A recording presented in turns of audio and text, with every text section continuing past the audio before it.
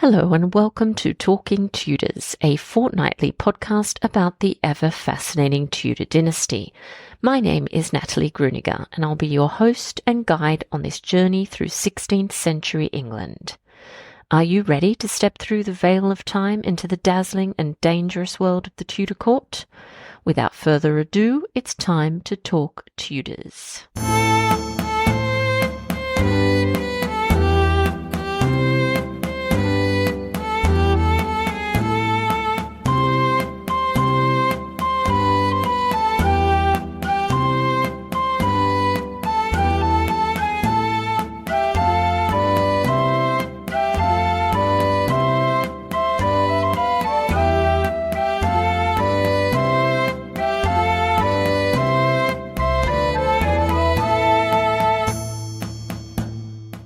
Hello everyone, welcome back to another episode of Talking Tudors. I'm your host, Natalie Grueninger. Thank you so much for joining me today. I'd like to begin by acknowledging and thanking the generous listeners who continue to support Talking Tudors on Patreon, and extend a heartfelt thank you to everyone who's taken the time to rate and review the show. As an independent podcaster, this means a lot to me. If you love the podcast and you never miss an episode, please consider joining the Talking Tudors Patreon community. Visit patreon.com/talkingtudors for more information.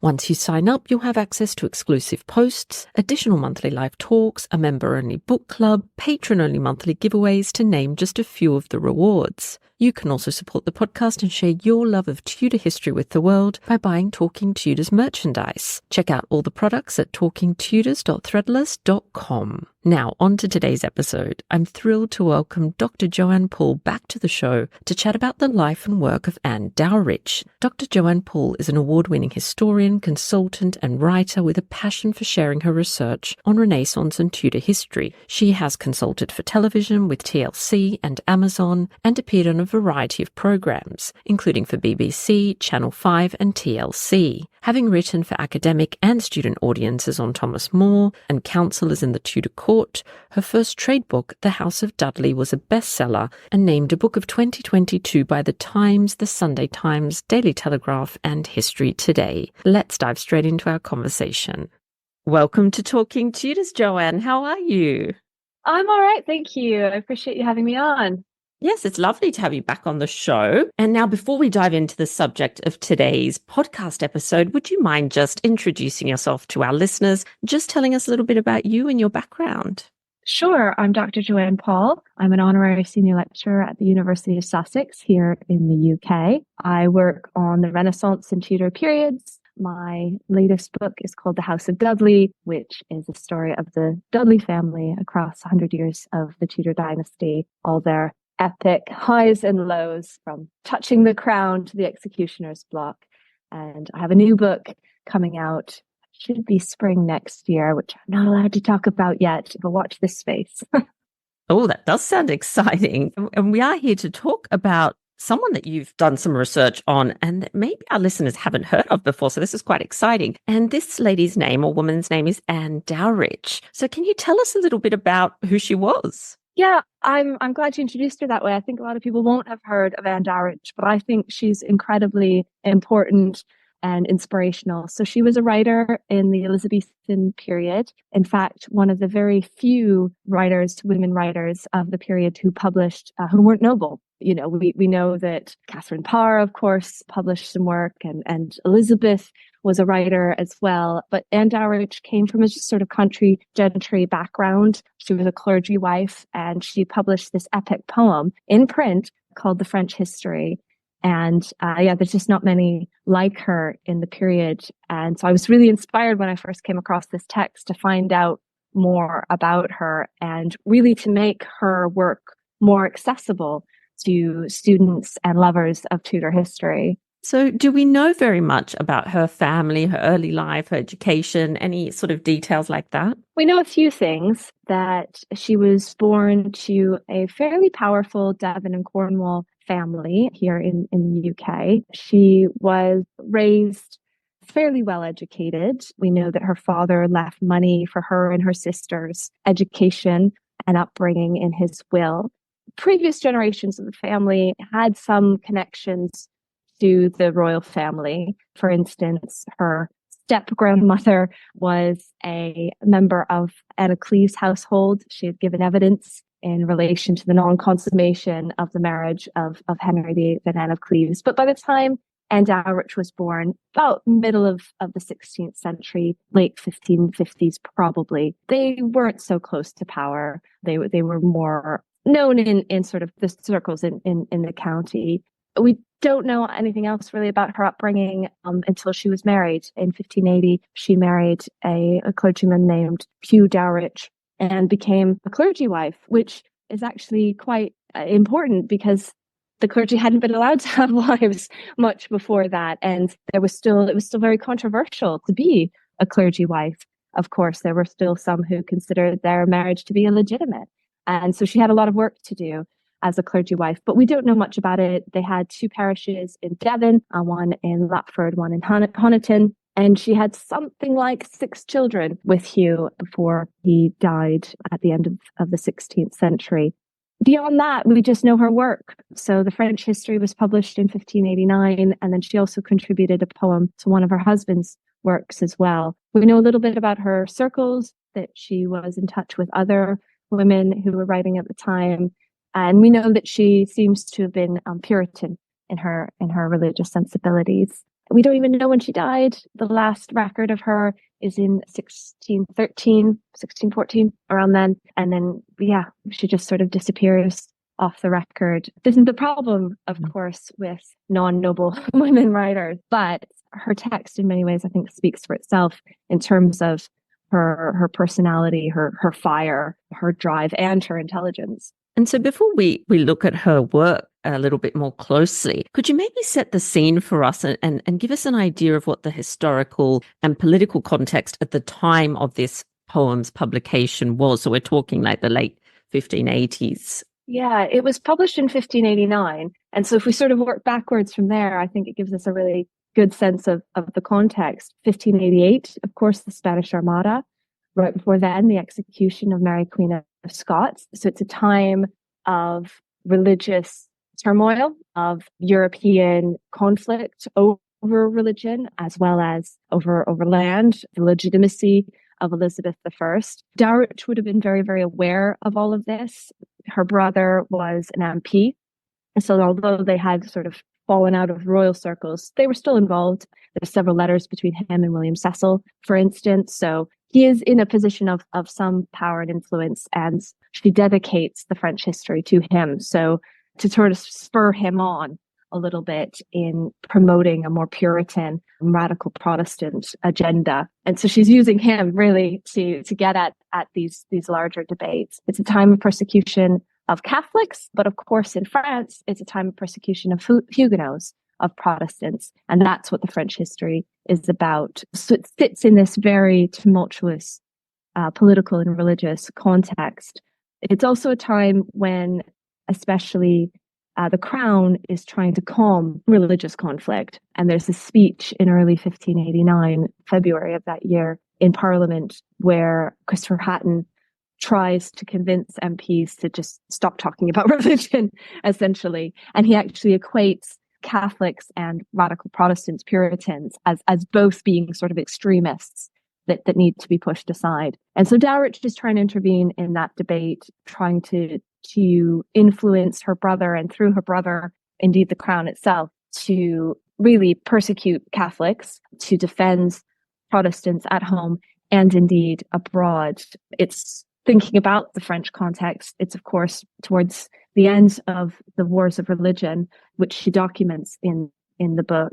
And Henry of Navarre, the Protestant Henry of Navarre, has recently, 1584, I think, become heir to the French crown. And there's a sense in the French history that Dowriche is trying to push the idea that the English should intervene in making sure that he becomes the French king and in protecting Protestants in France, which, of course, Elizabeth was fairly loath to do, as she's loath to intervene in many, many international conflicts. So it's so interesting, Dowriche, there she is in this little tiny parish in Devon, miles and miles and miles away from London, very far removed from the circles of power, but she's trying to use this book to influence the Queen herself and royal policy to promote this Protestant agenda, to protect Protestants at home and in France, and really to make a very political as well as religious statement. Yeah, it's absolutely fascinating. So tell us a little bit more about the work. You've said it's poetry and a published text as well. So, and who do you think was the intended audience? Is this intended for people at court with power, or is this more for sort of everyday people? Yeah, so it's an epic poem in Poulter's measure, which had slightly, it's sort of a form of rhyming couplet, and it had somewhat gone out of fashion by 1589. But there's one person who had a piece of work published in Poulter's measure around that time, and it was Elizabeth I herself. So, Anne is participating in a tradition of women using this measure. In it, Anne takes on a male persona. She publishes under her own name, and in the dedication is clear that it is women's work, but in the poem itself takes on a man's persona. And it's a conversation between an Englishman meeting a Huguenot exile from France. And the Huguenot exile tells the narrator, Anne, masked as a man, about the goings on in France. And so it relates three very tragic events of the French Wars of Religion in very graphic terms. So she doesn't shy away from the graphic nature of, for instance, the sort of climactic event of the book is the St. Bartholomew's Day massacre in 1572, which of course saw the deaths of thousands of Huguenots in Paris and then across France as well. And she describes the massacre in very stark terms. The point really of the text is to form almost a parallel to John Fox's Book of Martyrs, the Acts and Monuments, to show the persecution of what she would consider to be God's people in France as well as in England. And I think you asked about audiences. I think it really is directed at a variety of audiences, putting it into Poulter's measure and giving it this very readable sort of poetic tone, I think gives it a mass appeal. I think certainly it is designed to be read by educated country clergy or people within her circle. It's published both in Exeter, in Devon, and in London. So it would have circulation, I think, more locally for her. She talks about the purpose being to edify Protestants and Puritans in this time of conflict. But it's also published in London. And so I think it does also have this more powerful audience intended behind it. As I said, it's dedicated to her brother, who's an MP and known to court circles. And I think ideally she would want it to influence the crown, whether or not she hoped it would get into the hands of the Queen herself. There isn't a presentation copy or anything like that, but certainly she wants it in London circles. It's published in London as well as in Exeter. And just a sort of interesting side note about the London publication, it's published by a printer named Thomas Orwin, who actually had Catholic connections. And so you think, oh, what's she doing with this printer with his Catholic connections, publishing this very Puritan, anti-Catholic text? But Thomas Orwin had secured his press through marriage to his wife, Joan, whose father had been a printer and who had two previous printers as husbands before. So in some sense, it was her press. And what's very interesting is that same year, another text purported to be written by a woman is published by Jane Anger, the first sort of anti-misogynistic text purported to be written by a woman in English history. And it comes out of the same press that same year. And so, we can't say for sure, but it's very, very possible and leaning into probable that both those texts were in fact printed by a woman too, Joan Orwin, not Thomas Orwin. So I think it's quite interesting that there might be these networks that we can only sort of vaguely touch at that would allow this text to be published. And in terms of influences on Anne's work and her writing, who do you think were the sort of major influences there? Some are very straightforward and very obvious. She is in many ways taking a already existing French history by Jean Sorel. It had been translated by Timms in 1574 and turning that into an epic poem. And so she's sort of extracting parts of it. It had not gone up to the St. Bartholomew's Day massacre. She's using another text for that by Hopman. And so she's using already existing histories and translating that into her epic poem. So that's sort of the very obvious one. But there's all sorts of other things going on in there. There's a lot of scriptural references. We might expect that of a clergy wife. And she clearly has a Bible next to her as she's composing it and putting in these references in the margins so that people who are reading it can go and like a footnote, like a cross-reference, read these scriptural passages if they don't have them already to mind. But deeper than that, she clearly has some classical influences as well. There is at least one reference to a classical text, and there is this influence of a sort of Tacitian realpolitik kind of running underneath it. And that becomes very explicit when we get towards the end of the text and the discussion of the St. Bartholomew's Day massacre, which she, like many of her time, pins on Catherine de' Medici. And she gives Medici this fantastic speech, which is really, really influenced by classical rhetoricians. And you can see that Dowriche is aware of people like Cicero and the way in which a speech is meant to be put together. It has all the components of that. And she makes other rhetorical references throughout the text. But even more interesting than that, she talks about Machiavelli. She talks about the prince, and she is clearly reading a French response to Machiavelli by Jean Tillet, and she quotes pieces of Jean Tillet, which is quoting the prince. And so it's actually the first engagement in English in England in print with Machiavelli's Prince, which is, of course, a hugely influential text, and may, in fact, have then inspired other later writers, especially playwrights, to use the figure of the Machiavel in their plays. So she's this almost lost connection between Machiavelli and the Prince and these later representations of Machiavelli, of the Machiavel,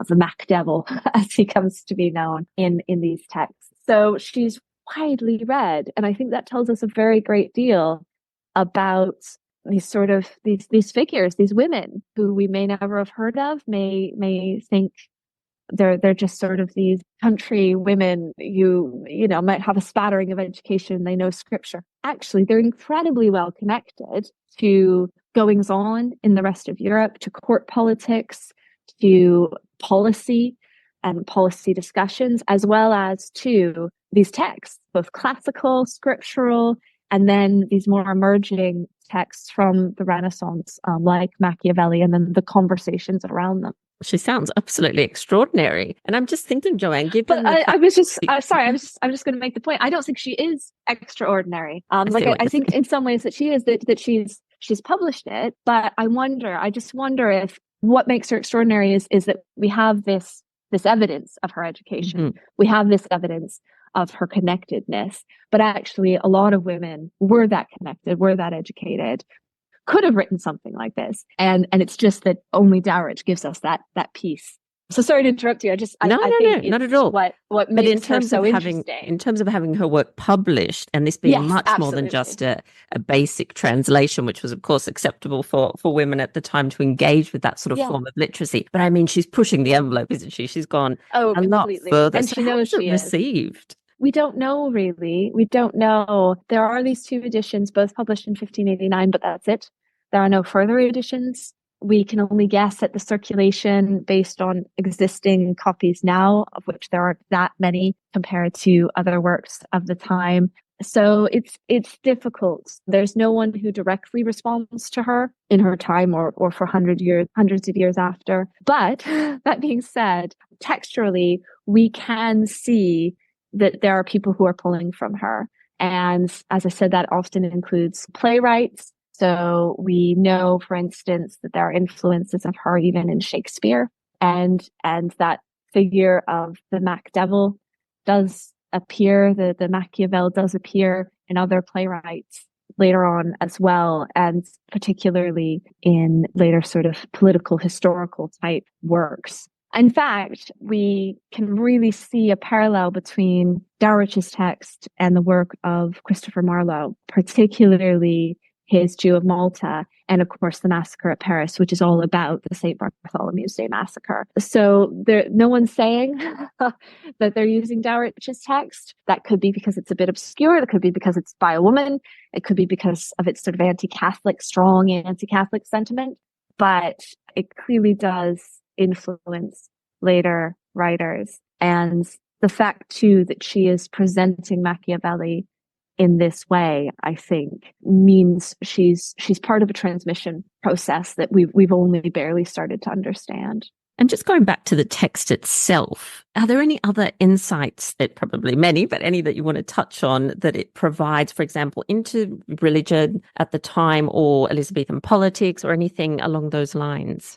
Yeah, it gives us an early insight, certainly, into Puritanism and the way that it was engaging with these other texts, the way in which it was seeking to, again, that keyword, edify, build up, create this sense of a sort of Protestant nation that transcends national boundaries. The text is really about showing the connection between that English narrator and that French Huguenot exile narrator, and showing that they're brothers, right? Despite the fact that one is English and one is French. So I think it really demonstrates for us how Protestant and particularly Puritan communities were trying to forge those connections in a way that they were hoping would transcend just not national boundaries, but almost national interest, right? That they were hoping Elizabeth would intervene in France against the Catholics for the Huguenots, because there is a stronger connection, a religious connection, a stronger community than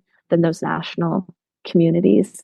And I think that bleeds into your question too about politics and sort of policy of the period, that debate that's going on at the time. Elizabeth is mentioned in the text as a sort of Protestant defender, obviously as a way to encourage her to take up that role. Again, the way in which Catherine de' Medici is portrayed, the attempt to guide Elizabeth away from any of those French alliances. You know, there wasn't sort of a marriage on the table by 1589, but the idea that allying herself with the French royal family was in fact allying herself with the devil, as the devil is a character in the French history as well. And I think too, it speaks to the way in which they were utilizing, I mentioned rhetoric, rhetorical techniques and tools to try to build up this community, and as a way to intervene very much from the margins. Dowriche, in some sense, couldn't be more peripheral, right? She's writing from Devon, which, if you know English geography, is pretty far out there. She's a woman. She's a clergy wife. She has some connections to vaguely powerful people, but not truly. And yet is using these rhetorical techniques to put herself in a position where she can speak truth to power. And I think that technique is used by her, and I think it's used by others as well. So hopefully by exploring this book and trying to make this book a little bit more accessible, we can uncover those insights. Really, I'm hoping that other people know who are engaging with it a little bit more. I mean, there has been fantastic work done on it, mostly in literary studies. I'm hoping more people engage with this text and the conversation widens, and we are able to pull out even more insights and discoveries from the text. So that was really my intention behind producing a more modern edition. Yeah, so let's touch on that for a moment. So you've written about Anne Dowriche, is that right, Joanne? A book available to the general public? Yeah, so I have produced a modern edition of her text. So there are pieces of it that have been published. There's an anthology that includes just about all of it, but there has never been a standalone modern edition of her text, a publication of it since 1589.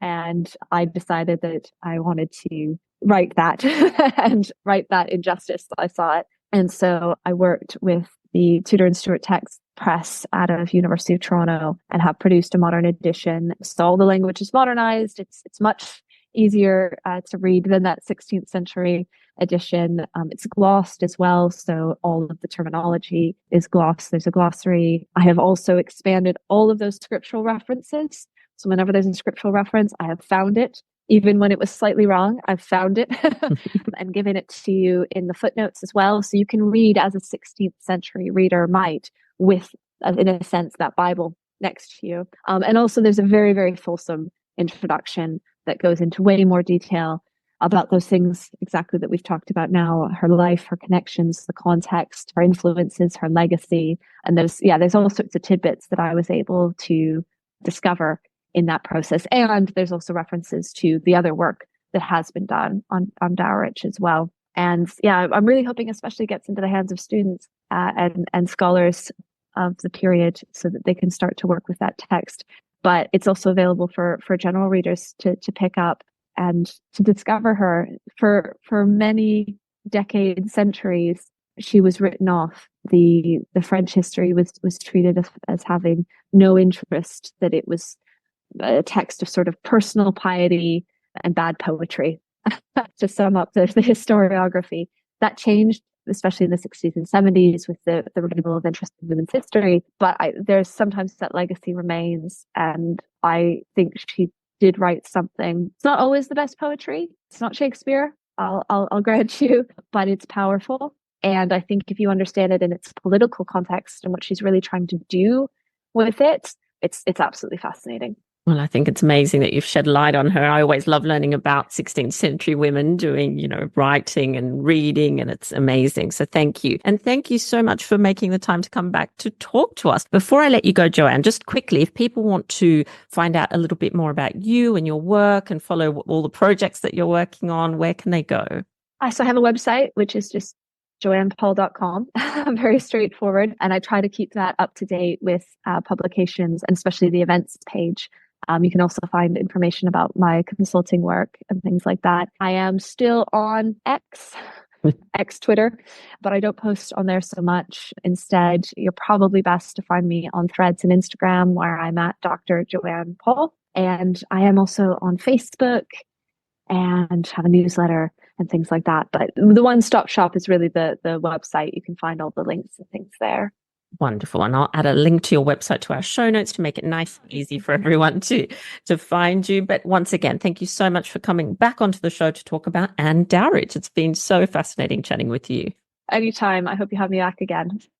Well, that brings us to the end of this episode of Talking Tudors. Thank you so much for joining us. I absolutely love to hear from listeners, so if you have any comments or suggestions, or just want to say hi, please get in touch with me via my website, www.onthetudortrail.com, where you'll also find show notes for today's episode. If you've enjoyed the show, please share the podcast with friends and family, and don't forget to subscribe, rate, and review. I also invite you to join our Talking Tudors podcast group on Facebook, where you can interact with other Tudor history lovers and hear all the behind-the-scenes news. You'll also find me on Twitter. My handle is On The Tudor Trail, and on Instagram as The Most Happy 78. It's time now for us to re-enter the modern world. As always, I look forward to talking Tudors with you again very soon.